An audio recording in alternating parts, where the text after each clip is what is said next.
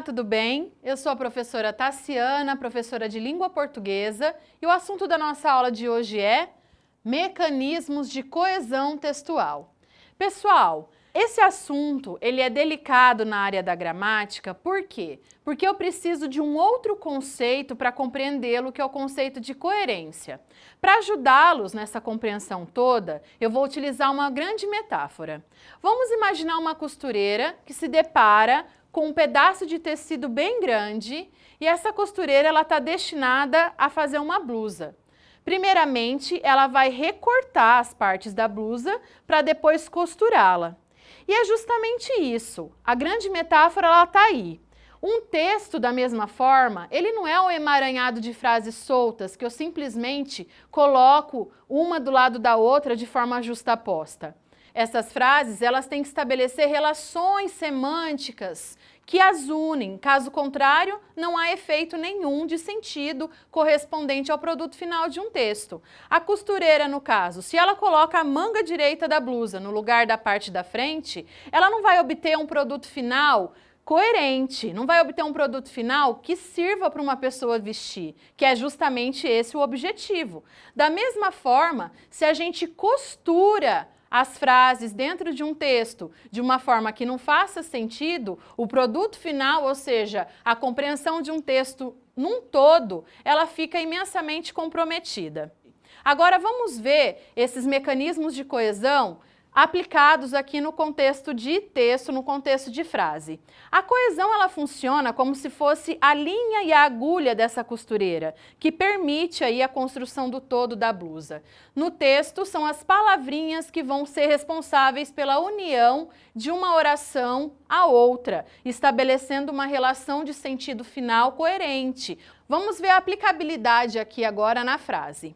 Temos aqui primeiramente uma relação de coesão feita por meio dos pronomes. A esse tipo de relação nós chamamos de um mecanismo anafórico. Por que anafórico? É quando um pronome colocado num texto, ele faz uma remissão direta a algo que foi feito anteriormente, a algo que foi mencionado anteriormente no texto. Observemos aqui.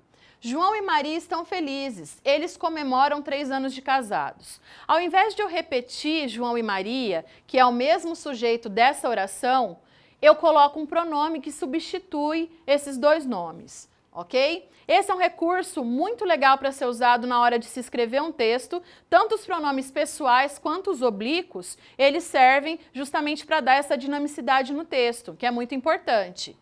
Nós temos algumas construções de equivalência. Essas devem ser muito exploradas, pessoal. Usem a criatividade, o conhecimento geral de vocês para formar aí essas construções de equivalência. Observem a frase.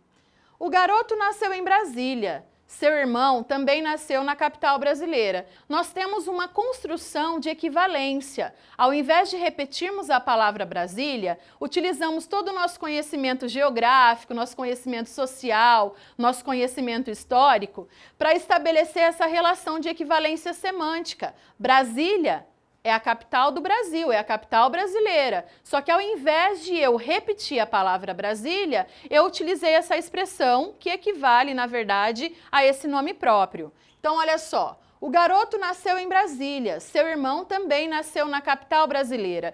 Percebam como o texto ele se torna mais fluido, né? A leitura ela se torna mais agradável.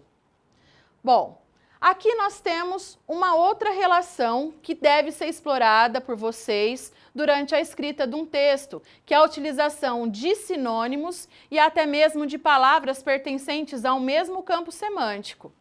A garota é muito sapeca. Sozinha, a menina apronta todas. É clara aí a relação, né, de sinonímia existente entre as palavras garota e menina. Explorem, pessoal, esse recurso, que ele é muito valioso na construção de um texto. Aqui nós temos o uso de hipônimos e hiperônimos. Nossa, que nome feio! Eu vou explicar para vocês em que consiste essa nomenclatura, tão usada também nos mecanismos aí de coesão textual. Quando eu digo hiperônimo, eu me refiro aí a substantivos que generalizam esse nome, apresentam um conceito mais geral, como é o caso de animal, ok? Já os hipônimos são conceitos mais restritos. É o caso de girafa. Percebam, pessoal, há vários hipônimos referentes a esse hiperônimo animal. Cachorro, gato, cavalo, são todos hipônimos do hiperônimo animal. Esse recurso é muito bacana também, tá? Ele demonstra um conhecimento linguístico mais apurado, mais generalizado. A girafa é um animal muito alto, percebam como flui a ideia? Aqui nós temos outra relação de equivalência. Nossa, mas você colocou 2 vezes por quê? Porque é um recurso muito bacana, gente. É um recurso que deve ser explorado. Vocês são imensamente criativos. Vocês são capazes de fazer construções que nós, professores, não conseguimos durante uma vida toda. E eu posso falar isso para vocês com certeza, porque enquanto professora de língua portuguesa, eu admiro o trabalho dos meus alunos e a criatividade deles cada vez mais. Vamos lá. Observem essa frase, eu tenho uma nova construção sintática, uma construção de sentido de equivalência. Observem, Paul McCartney se apresentou ontem no Brasil, o ex-Beatle me emociona. Ficou claro aqui que eu gosto de Beatles, né, pessoal? Resolvi fazer uma espécie de homenagem à banda aí. Ao invés de eu repetir Paul McCartney, que é o nome do músico, eu fiz uma remissão direta ao fato de ele já ter sido Beatle um dia, de ele já ter pertencido a essa banda. Aqui, pessoal, nós temos uma construção bem mais complexa. Há uma necessidade enfática, uma necessidade de dar ênfase ao que eu disse. E para isso, o recurso dessa expressão explicativa ele é muito importante. Expressões do tipo quer dizer, isto é, por exemplo, que devem sempre estar entre vírgulas, elas, na verdade, elas servem para dar esse tom enfático, esse tom de ênfase necessário algumas vezes em alguns contextos de texto. Haverá uma festa no colégio, quer dizer, uma super festa junina. Percebam, eu volto no que eu disse, dando um sentido muito mais apurado, um sentido muito mais emotivo, um sentido muito mais enfático. Nessa segunda frase aqui, nós temos um caso de correlação verbal. Isso acontece quando os verbos correspondem uns aos outros.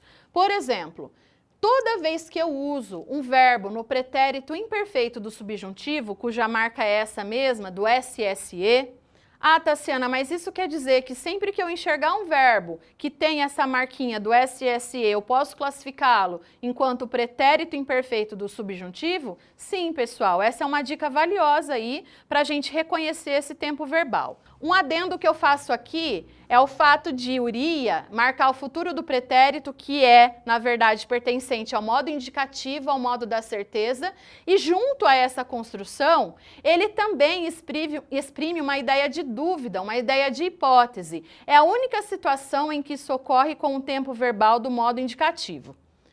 Aí nós temos uma situação clara de paralelismo sintático. O que é isso? São conjunções que não se bastam sozinhas. Elas precisam, por exemplo, de uma outra parte e a união dessas duas partes é que estabelece uma relação de sentido, que é o caso da conjunção alternativa quer-quer.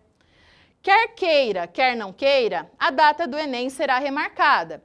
Da mesma forma, construções como por um lado, se eu disse por um lado no texto em algum momento, eu sou obrigada a dizer por outro lado em outro determinado momento. Por quê? Porque há uma relação de paralelismo, uma relação de dependência aí existente entre essas duas conjunções, essas duas acepções da conjunção. E aqui nós temos o uso da conjunção, que na verdade esse mecanismo ele é o queridinho de todo professor de redação, de todo professor de língua portuguesa. Inclusive, pessoal, explorem muito o estudo aí das orações subordinadas adverbiais, o estudo das orações coordenadas, porque ele estabelece aí uma riqueza de conjunção muito importante para o desempenho da escrita de um texto, o desempenho de coesão e o desempenho de coerência, o produto final de um texto. Aqui nós temos a conjunção quando, estabelecendo essa ligação entre as orações, tá? E ela estabelece uma relação de tempo. Não basta apenas ligar uma oração à outra. É necessário estabelecer uma relação semântica, uma relação de significado, que neste caso aqui é a ideia de tempo, ok? Essa aula é muito densa, pessoal, mas muito proveitosa, muito explicativa. Espero tê-los ajudado a construir um texto mais fluido, um texto mais coeso, um texto mais coerente. E para a gente terminar, vamos só repassar alguns conceitos que foram ensinados. Vimos os mecanismos de coesão textual, vimos a importância da coesão para o produto final de um texto, que é a coerência, vimos os principais mecanismos utilizados aí na construção do texto. É isso aí, pessoal. Espero que tenham gostado da aula, espero vê-los no canal novamente. Muito obrigada pela atenção, valeu, até mais!